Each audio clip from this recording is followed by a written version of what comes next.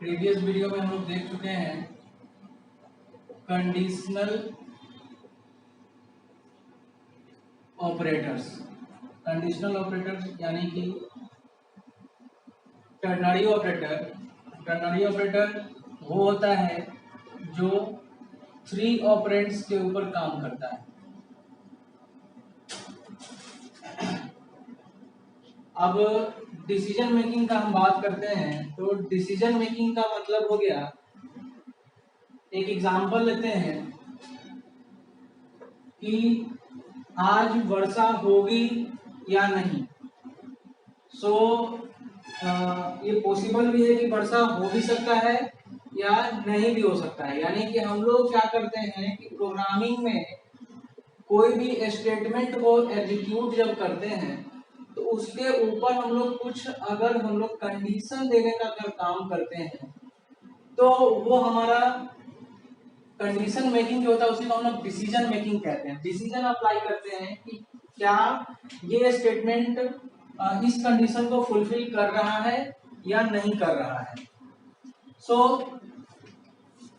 जैसे कि क्रिकेट में बोलते हैं कि जैसे सचिन तेंदुलकर खेल रहे थे तो इस बॉल पे वो छक्का मारेंगे कि नहीं मारेंगे। अगर वो छक्का मार रहे हैं तो कितना मीटर लंबाई में वो जा रहा है आगे। तो वो सिचुएशन पे डिपेंड करता है कि अगर ये एक्शन होता है तो इस एक्शन के थ्रू दूसरा कुछ काम होगा। तो इस प्रकार से तो डिसीजन मेकिंग का सीधा सीधा मतलब है कि डिसीजन अप्लाई करना, कुछ कंडीशंस अप्लाई करना कि हमारा जो स्टेटमेंट्स है वो किस प्रकार से एग्जीक्यूट होगा। तो डिसीजन मेकिंग को हम लोग कंस्ट्रक्ट भी कहते हैं। डिसीजन मेकिंग को हम लोग कंस्ट्रक्ट भी कहते हैं। तो कंस्ट्रक्ट को हम लोग 3 पार्ट्स में डिवाइड करके रखते हैं। कंस्ट्रक्ट को हम लोग 3 पार्ट्स में डिवाइड करके रखते हैं। कंस्ट्रक्ट फर्स्ट वन होता है सीक्वेंशियल। फर्स्ट वन होता है सीक्वेंशियल, सेकेंड वन होता है सिलेक्शन एंड थर्ड वन होता है इटरेशन। इसी को हम लोग लूपिंग भी कहते हैं। हम लोग बात करते हैं अब सीक्वेंशियल की। ये सीक्वेंशियल क्या है? हम लोग इसको सीक्वेंशियल स्टेटमेंट्स भी कह सकते हैं, सिलेक्शन स्टेटमेंट्स भी कह सकते हैं, इटरेशन स्टेटमेंट भी कह सकते हैं। तो सीक्वेंशियल स्टेटमेंट की जब हम बात करते हैं तो अभी तक हम लोग जितना भी प्रोग्रामिंग करते आ रहे हैं, जो भी फंडामेंटल प्रोग्राम किए, वो सारा का सारा क्या था, हमारा सीक्वेंशियल था, बाय डिफॉल्ट सीक्वेंशियल। क्योंकि कोई भी स्टेटमेंट जब एग्जीक्यूट करता है तो ये एक स्टेटमेंट एग्जीक्यूट कर गया, उसके बाद ये स्टेटमेंट, तो एक एक करके जो एग्जीक्यूट करता है, यानी कि जो फ्लो ऑफ कंट्रोल, इसका दूसरा भी नाम हम लोग चैप्टर जो होता है अधिकतर बुक में लिखा होता है फ्लो ऑफ कंट्रोल। ये फ्लो ऑफ कंट्रोल का मतलब यही हुआ कि जब प्रोग्राम हमारा एग्जीक्यूट कर रहा है तो हमारा जो कंट्रोल है वो कैसे एग्जीक्यूट कर रहा है। कंट्रोल करने का मतलब हम लोग कंट्रोल को समझते हैं, एग्जांपल समझते हैं। जैसे फुटबॉल का मैच हो रहा है तो क्या होता है कि कोई कैमरा पर्सन अब जो मान लेते हैं पैड से कोई मार रहा है उस गेंद को, अब इसका मतलब ये नहीं है ना कि कैमरा किसी दर्शक का फोटो लेकर खींचेगा। वो जहां पे गेंद होता है, फुटबॉल होता है, उसी जगह पर वो फोकस करता है। उसी प्रकार कौन सा स्टेटमेंट को एग्जीक्यूट करना है, किसका बारी नेक्स्ट में है, ये सारा का सारा डिसीजन कंट्रोल के हाथ में होता है। तो हम लोग को कंट्रोल को ही मैनेज करना डिसीजन मेकिंग कहलाता है। कंट्रोल को 3 प्रकार से मैनेज किया जाता है, सीक्वेंशियल स्टेटमेंट के थ्रू, सिलेक्शन स्टेटमेंट के थ्रू और इटरेशन स्टेटमेंट के थ्रू।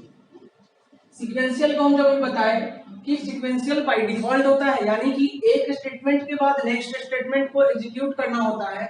और ये सीक्वेंशियल सिलेक्शन में भी पाया जाता है और इटरेशन में भी पाया जाता है। यानी कि हर प्रोग्रामिंग लैंग्वेज, चाहे सी हो, सी प्लस प्लस हो, जावा हो, एनी प्रोग्रामिंग लैंग्वेज, सभी में सीक्वेंशियल स्टेटमेंट होता ही होता है, क्योंकि एक स्टेटमेंट के बाद ही दूसरा स्टेटमेंट को एग्जीक्यूट करना है। सीक्वेंशियल स्टेटमेंट में ज्यादा हम लोग को डिस्कशन नहीं करना है। अब बात करते हैं हम लोग सिलेक्शन स्टेटमेंट। सिलेक्शन स्टेटमेंट क्या होता है? तो हम लोग सिलेक्शन वर्ड से समझ में आ रहा है कि हम लोग कुछ पार्ट्स को सेलेक्ट कर रहे हैं, कुछ सेलेक्ट कर लिए, कुछ पार्ट को सिलेक्ट किए, कुछ कंडीशन उस पर अप्लाई किए। अगर वो कंडीशन फुलफिल हुआ तभी वो पार्ट्स एग्जीक्यूट करेगा, अदरवाइज एग्जीक्यूट नहीं करेगा। तो सिलेक्शन स्टेटमेंट जो होता है या सिलेक्शन कंस्ट्रक्ट जो होता है उसको भी हम लोग कुछ फर्दर पार्ट्स में डिवाइड नहीं कर पाते हैं। मतलब सिलेक्शन स्टेटमेंट को परफॉर्म करने के लिए कुछ कुछ उसमें स्टेटमेंट्स हैं जो है इफ एल्स स्टेटमेंट, नेक्स्ट है सिंपल इफ स्टेटमेंट, नेक्स्ट है nested if statement, nested if else. किसी किसी बुक में नेस्टेड इफ भी दिया रहेगा, ठीक है, और कभी कभी बहुत सारा बुक में ऐसा होता है नोट्स वगैरह में कि नेस्टेड एल्स भी दे दिया जाएगा, तो उसमें कंफ्यूज नहीं होना है। अब आता है एल्स इफ एल्स लैडर या इफ एल्स इफ लैडर, इसको दोनों चीज बोलते हैं। सो आप कोई भी चीज बोल सकते हो। फिर नेक्स्ट आता है स्विच केस, नेक्स्ट आता है स्विच केस। तो हमारा स्विच केस स्टेटमेंट भी मल्टी ब्रांचिंग स्टेटमेंट होता है, पार्टिकुलर स्टेटमेंट को सेलेक्ट करके उसको एग्जीक्यूट करने का काम करता है। फिर आता है इसी के आगे जंपिंग स्टेटमेंट्स, जंपिंग स्टेटमेंट्स में बहुत सारा चीज होता है। जैसे कि हम लोग जब फर्स्ट प्रोग्राम देखे थे तो इंट मेन लिख रहे थे, तो वो जो रिटर्न टाइप हम बोल रहे थे तो नीचे हम लोग को एक कीवर्ड लिखना पड़ता था रिटर्न। फिर आगे हम लोग स्विच कैसे पढ़ेंगे ब्रेक, फिर पढ़ेंगे कंटिन्यू, ये सभी सारा चीज। और एक और आता है गो टू, इन सभी चीज का बहुत ही इंपॉर्टेंट है। तो ये जो कंटिन्यू और गो टू है इन सभी का यूज हम लोग इटरेशन में पढ़ेंगे। ये सारा चीज है सिलेक्शन स्टेटमेंट्स का पार्ट। अब बात करते हैं इटरेशन का। इटरेशन को हम लोग दो पार्ट में डिवाइड करके रखे हैं। इटरेशन एक होता है एंट्री कंट्रोल्ड, फिर से कंट्रोल्ड समझना है क्यों कंट्रोल्ड कहते हैं एंट्री और क्यों कहते हैं एग्जिट कंट्रोल्ड। एंट्री कंट्रोल्ड का मतलब होता है कि विदाउट कंडीशन के फुलफिल किए हुए ये उसके बॉडी पार्ट में नहीं जाएगा, यानी कि उसके बॉडी को एग्जीक्यूट नहीं करेगा। बट एग्जिट में क्या होता है कि विदाउट कंडीशन फुलफिल हुए ये बॉडी को एग्जीक्यूट कर सकता है। एंट्री कंट्रोल लूप में दो लूप आते हैं, पहला होता है फॉर लूप और दूसरा होता है व्हाइल लूप। और एग्जिट कंट्रोल लूप में होता है डू व्हाइल लूप।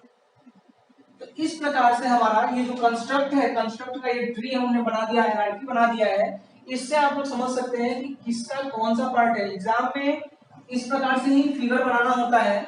और हम लोग आगे चल के जब एक एक करके स्टेटमेंट्स पढ़ेंगे तो हम लोग फ्लो ऑफ कंट्रोल के बारे में अच्छे समझेंगे कि हमारा जो कंट्रोल है किसी प्रोग्राम में कैसे कैसे करके एग्जीक्यूट कर रहा है। Okay, thank you.